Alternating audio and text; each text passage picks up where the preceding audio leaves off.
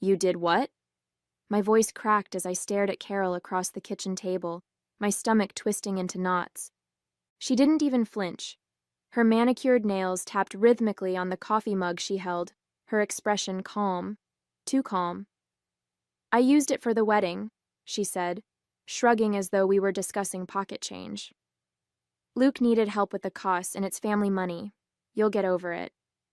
Family money, I echoed, my voice rising.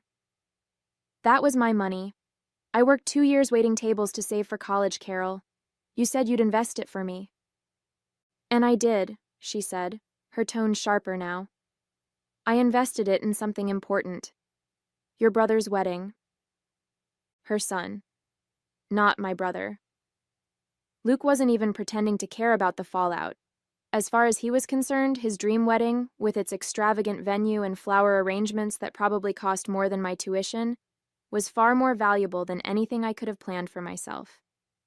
My blood boiled, but before I could respond, my father walked into the room, coffee in hand. What's all this yelling about? He asked, his eyes darting between us. Ask Carol, I snapped. She spent my college savings on Luke's wedding. My name is Emma Williams, and I'm 19 years old. For as long as I can remember, my stepmother, Carol, has been the dominant force in our house. My mom passed away when I was 10, and by the time my father remarried, I was desperate for some version of normalcy. But Carol made it clear early on that her priorities were her biological son, Luke, and herself. I became an afterthought, someone to nod at during dinner, but not worth investing in. When I got my first job at 16, I started saving immediately. Every tip, every extra shift, went into my college fund. I wanted to go to a local university and study nursing, a dream my mom had shared for me. Carol always talked a big game about financial responsibility, so when she suggested I let her invest my savings to grow it, I believed her. I thought I could trust her. I was wrong. I don't understand, my dad said, scratching his head as Carol breezed past him, clearly done with the conversation. Why didn't you tell me? I didn't know until now, I said, my voice trembling. She said she'd invest the money for me, but she spent it all on Luke's wedding. He frowned, but I could see the conflict in his eyes. He hated confrontation, and Carol knew it. I'm sure there's been some misunderstanding, he said weakly. Let me talk to her. A misunderstanding? I said, my voice rising. Dad, she admitted it. She doesn't even think she did anything wrong. My father didn't have an answer. He muttered something about needing to get to work and disappeared upstairs, leaving me alone in the kitchen with the weight of my stepmother's betrayal pressing down on me. She had stolen my future, and my father was too spineless to stand up to her. That night, as I lay in bed staring at the ceiling, my anger turned into resolve. I wasn't going to let her get away with this. That money was mine, and if my father wouldn't fight for me, I'd fight for myself. The next morning, I called a local lawyer whose name I found on a flyer at the library. I need to know if there's anything I can do, I told him, explaining the situation. It's my savings. I worked for it. Can I get it back? Possibly, he said, his voice calm and professional. If you can prove the money was yours and that she used it without your consent, you have a case. But it won't be easy. Are you prepared to go to court? I hesitated. Taking my stepmother to court felt drastic, but what choice did I have? Carol wasn't going to admit she was wrong, and my father clearly wasn't going to intervene. Yes, I said firmly, I'm prepared. When I told my father about the lawsuit, he was horrified. Emma, do you really want to do this? He asked, pacing the living room. It's just going to cause more tension in the family. She already caused tension, I shot back. Dad, she stole from me. This isn't about family, it's about what's right. His shoulders slumped, and for a moment I thought he might side with me. But then Carol walked in, her face a mask of irritation. So, what's the plan, Emma? She sneered. You're going to drag your family through the mud over a few $1,000s? Real mature? It's not just a few $1,000s, I said, my voice shaking but steady. It's my future. And I won't let you take that from me. Her lips curled into a smirk. Do what you have to do, sweetheart. You won't win. That was the moment I knew there was no turning back. Carol thought she could intimidate me into backing down, but she underestimated just how far I was willing to go. With the lawyer's help, I filed the lawsuit and started gathering evidence, bank statements, pay stubs, anything that proved the money was mine. It wasn't just about the $8,000 anymore. It was about standing up for myself, about refusing to let someone else dictate my worth. Carol had stolen more than my savings. She'd stolen my trust. And I was determined to get it back. Filing the lawsuit against Carol felt like stepping into uncharted territory. I wasn't just taking on my stepmother. I was taking on the fragile balance of my family. My father avoided me more than ever, retreating to his workshop whenever I was home. Carol, on the other hand, went out of her way to antagonize me. She'd leave passive-aggressive notes on the fridge like, maybe save up again, third time's the charm, or make snide comments when we crossed paths. But no matter how hard she pushed, I refused to budge. The court date was set for 3 months later, giving me just enough time to prepare my case. My lawyer, Mr. Peterson, was a patient man in his late 40s who specialized in small claims disputes. "We'll need more than just your word," he said during one of our meetings. "The key is proving that the money was yours, and that Carol used it without your consent. Do you have any records of your savings or a written agreement about the investment?" "I have bank statements showing deposits from my job," I said, pulling a folder from my bag. "And I wrote her a note when I gave her the money, asking her to invest it. It's not a formal agreement, but it's something." He nodded, flipping through the documents. "It's a good start. I'll subpoena her financial records. If she spent the money on the wedding, it should show up in her accounts." The weeks leading up to the trial were tense. My father barely spoke to me, and when he did, it was always to question my decision. "Emma," he said one evening, standing awkwardly in the doorway of my room, "do you really want to go through with this? Carol's furious, and you know how she is when she's angry." "She's furious because she got caught," I replied, not looking up from my laptop. "And yes, Dad, I'm going through with it. She stole from me." He sighed heavily, running a hand through his thinning hair. I don't want this to tear the family apart." I looked at him then, anger bubbling to the surface. "She already tore it apart when she decided I didn't matter, Dad. This isn't my fault, it's hers." He didn't have an answer for that, and he left without another word.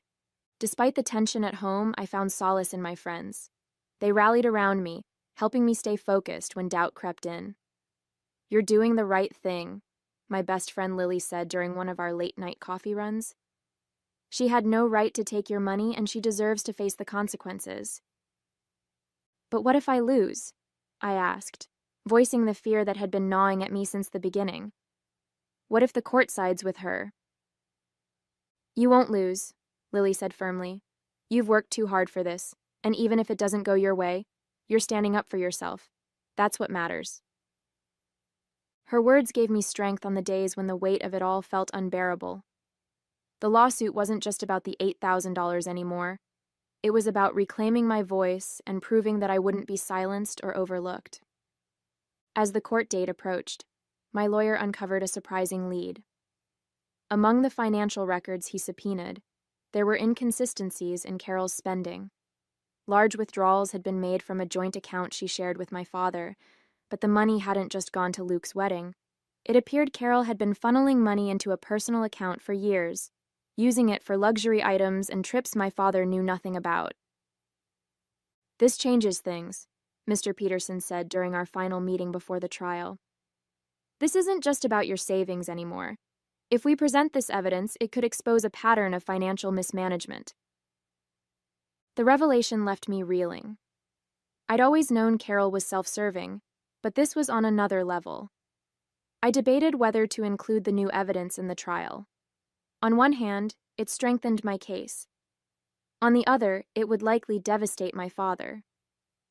"I don't know if I can do this to him," I admitted to Lily the night before the hearing. "It's going to break him." "Emma, he deserves to know the truth," Lily said gently. "He's been living in her shadow for too long." Maybe this is what he needs to wake up. The morning of the trial, I sat in the courtroom feeling like I was carrying the weight of the world on my shoulders. Carol sat across the room, her lawyer whispering in her ear. She looked as calm and polished as ever, her perfectly styled hair and expensive jewelry making her seem untouchable. My father sat beside her, his expression a mixture of confusion and unease. He didn't even look at me. When the judge entered and the trial began, I forced myself to focus on the facts. My lawyer presented my bank statements, the note I'd written to Carol, and records showing her extravagant spending. "The evidence is clear," Mr. Peterson said as he addressed the court. "The defendant used my client's savings without her consent, prioritizing her personal interests over the well-being of her stepdaughter." Carol's lawyer tried to argue that the money had been given to her willingly, but when Mr. Peterson presented the subpoenaed financial records, the courtroom fell silent. The withdrawals from my father's accounts, the luxury purchases, everything was laid bare. I glanced at my father as the evidence was read aloud. His face paled and he leaned back in his chair, his eyes wide with disbelief. Carol, for the first time, looked rattled. When it was my turn to speak, I addressed the judge directly. "That money was my future," I said, my voice steady despite the lump in my throat. I trusted Carol to help me grow it, but instead, she took it for herself. "This isn't just about the $8,000. It's about the principle. I deserve justice, and I deserve to be heard." As I sat down, I felt a surge of determination. Whatever the outcome, I knew I had done everything in my power to stand up for myself. The courtroom was electric with tension as the judge leaned forward, reviewing the evidence my lawyer had presented. The weight of what had just been revealed, Carol's years of siphoning money from my father's accounts, hung heavy in the air. For the first time since the trial began, Carol looked genuinely uncomfortable, her usual air of superiority replaced by a tight-lipped expression of worry. My father, on the other hand, looked shattered. "Mrs. Williams," the judge said, her voice firm, "it's clear from the evidence presented that you used Miss Williams' savings without her consent, despite claiming otherwise. More concerning is the pattern of financial mismanagement demonstrated by these withdrawals from joint family accounts." Carol's lawyer scrambled to respond, offering weak defenses about family dynamics and shared responsibility. But the judge wasn't swayed. She held up the financial records as if to emphasize the undeniable facts. "This isn't just a case of poor communication or misunderstanding. It's a breach of trust." I glanced at my father. He was sitting rigidly, staring straight ahead, his face pale. I could see the betrayal sinking in, each new revelation cutting deeper than the last. When it was Carol's turn to speak, she tried to regain her composure. "Your Honor," she began, her voice carefully measured, "this has all been blown out of proportion. I only used Emma's savings because I thought it would benefit the family. My son's wedding was a significant event, and—" "You spent $8,000 on your son's wedding while claiming it was an investment for Miss Williams," the judge interrupted sharply. "And the additional evidence shows you've been withdrawing substantial sums for personal expenses unrelated to the family's welfare. Do you honestly believe this is defensible?" Carol faltered, her practiced facade cracking for the first time. I didn't mean for it to—" "Enough," the judge said, cutting her off. "This case is about more than just money. It's about accountability, Mrs. Williams, and your actions show a clear pattern of selfishness and disregard for the trust placed in you." As the judge prepared to deliver her verdict, my heart pounded.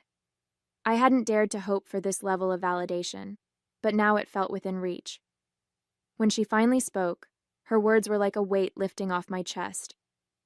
"In light of the evidence, I'm ruling in favor of the plaintiff, Miss Williams," the judge declared. "Mrs. Williams is ordered to repay the $8,000 in full, with interest, within 60 days. Furthermore, I recommend a review of the defendant's financial dealings to ensure no further improprieties have occurred." A hush fell over the courtroom. Carol's face hardened, her lips pressing into a thin line. My father's head dropped into his hands, as if the full extent of his wife's betrayal had finally sunk in. I exhaled, relief washing over me. The money itself wasn't the only victory. It was the recognition of what I'd endured, the validation that I wasn't just some silly, overly dramatic teenager. I'd been wronged, and now everyone knew it. As we left the courtroom, Carol shot me a glare, her voice low and venomous as she hissed, "You'll regret this, Emma." But I didn't flinch. For the first time in years, I felt stronger than her. "No, Carol," I said, meeting her gaze head-on. "You'll regret underestimating me." My father caught up with me in the hallway, his face lined with exhaustion and regret. "Emma," he began, his voice faltering, "I didn't know. I had no idea she was—" "You didn't want to know," I interrupted, my tone sharp but not unkind.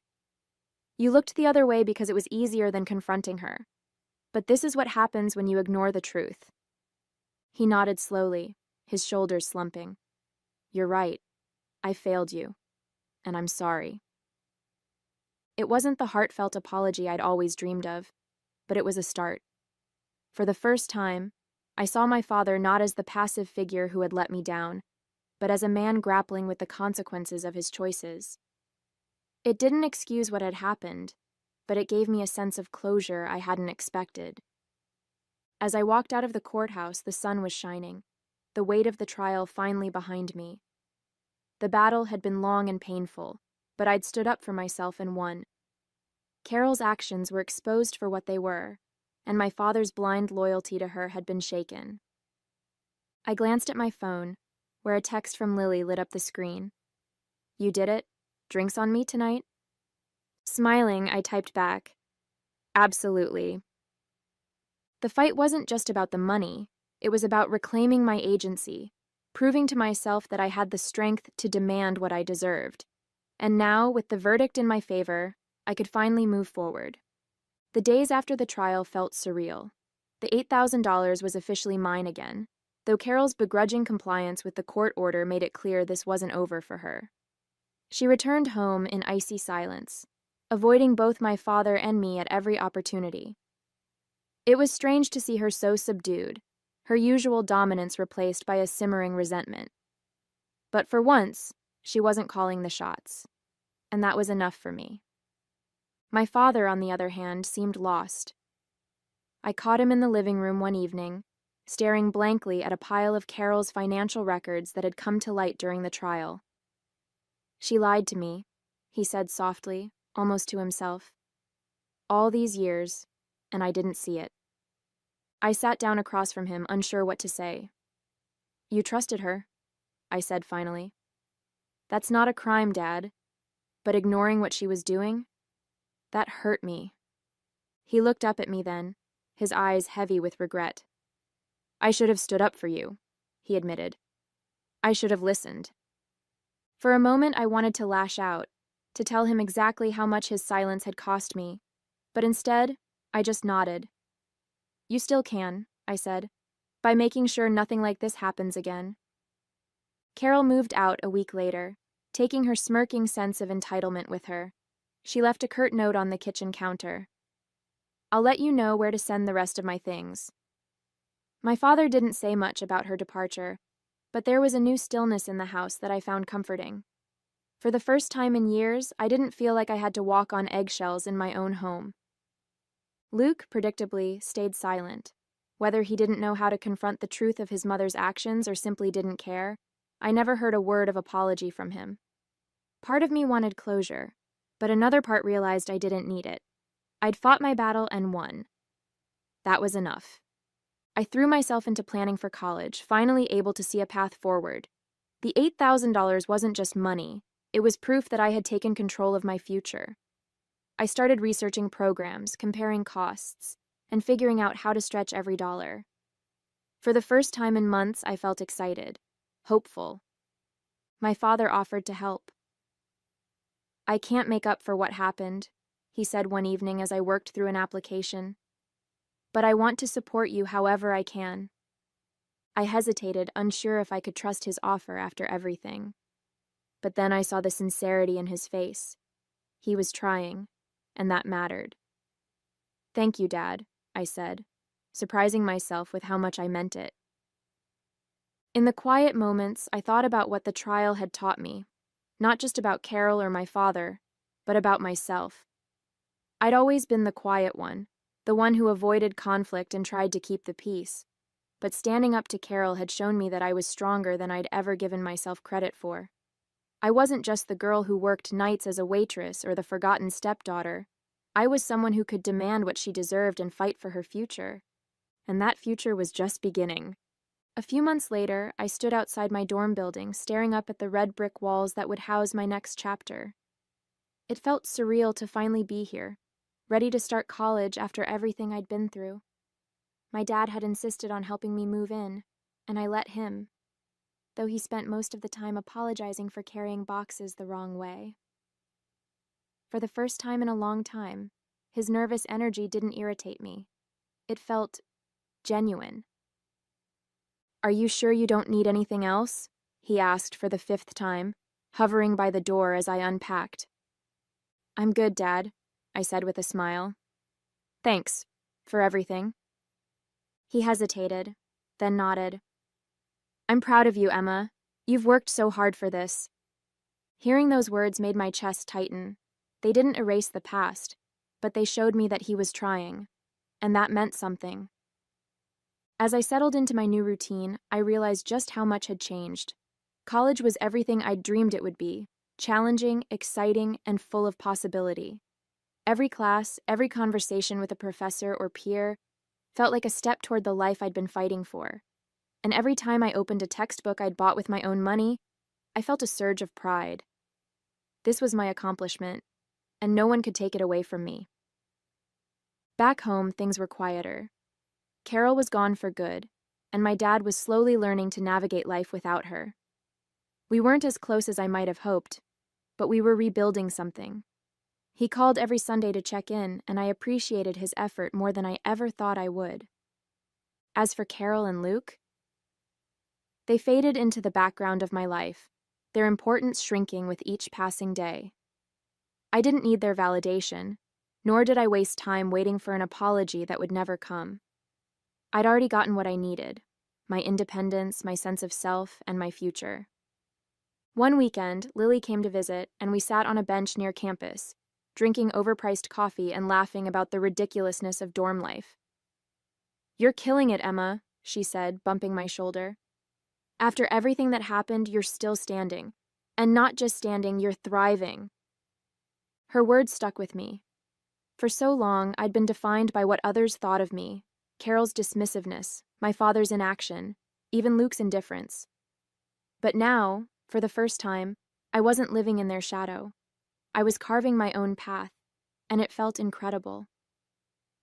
As I walked back to my dorm that evening, the campus buzzing with life around me, I thought about the girl I'd been a year ago, hesitant, uncertain, and too afraid to stand up for herself. That girl was gone. In her place was someone stronger, more confident, and ready to take on whatever came next. This wasn't just a resolution to a chapter. It was the beginning of something new.